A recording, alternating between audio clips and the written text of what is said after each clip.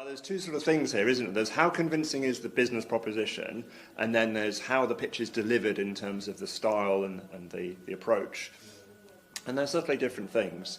So in terms of the style first, I think how to present, presentation skills are kind of very generic.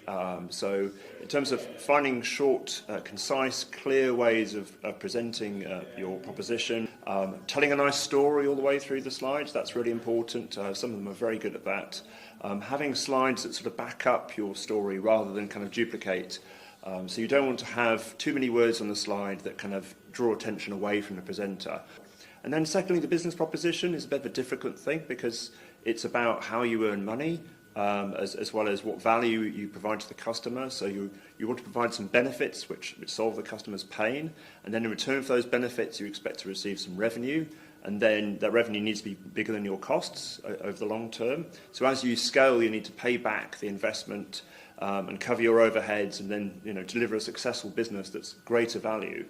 And particularly, I think, we didn't really go into it today, but at the ask, when you ask for an investment, you need to say, what am I going to achieve with that? And what am I going to spend the money on? And then what will I have at the end of that? Will I have an MVP? Or will I have a certain number of customers to kind of kickstart my business? Because that's the important sort of first step in growing. The main thing is confidence. If the person that's pitching has the confidence to be able to take that forward to any panel, they have to know their stuff and they have to have done their research. And I think to create a business, you need to make it from your heart. You can't create something that's just an idea. You have to own it. Well, I look for confidence and passion and enthusiasm, whether it's technology or not technology. The person that I'm listening to needs to impress me with vision and purpose. They have to really feel strongly about what they want to do. Don't have too many slides, don't put too many words on the slides, and remember that when you're up front talking, you want the people in the audience to listen to you. And if you've got too much material on the slides, they'll read the slides and they won't listen to what you're saying.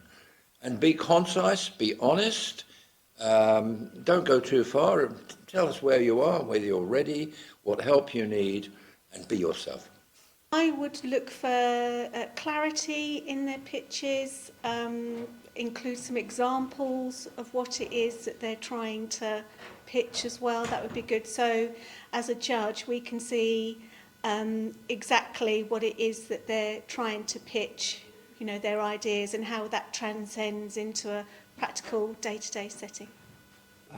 Try and keep it as simple as possible, and perhaps start with a short narrative. It's about an elevator pitch. If you can write an explanation of your business concept within 200 words, that's a lot easier than doing a big PowerPoint deck. Once you've got a nice story with a couple hundred words, then you can start to think, well, how do I use visuals to support that story? And then you can start to kind of bring in, make sure that the problem statement is clear, you've got a good solution with benefits and a value proposition, a growing market, a team that can deliver the product within the time scales. And then by the time you get to the ask, it's kind of obvious, why it's such a good idea. But I would start with that story rather than with a PowerPoint. For those that are thinking about preparing for their first pitch, it's really thinking through what it is that they want to share.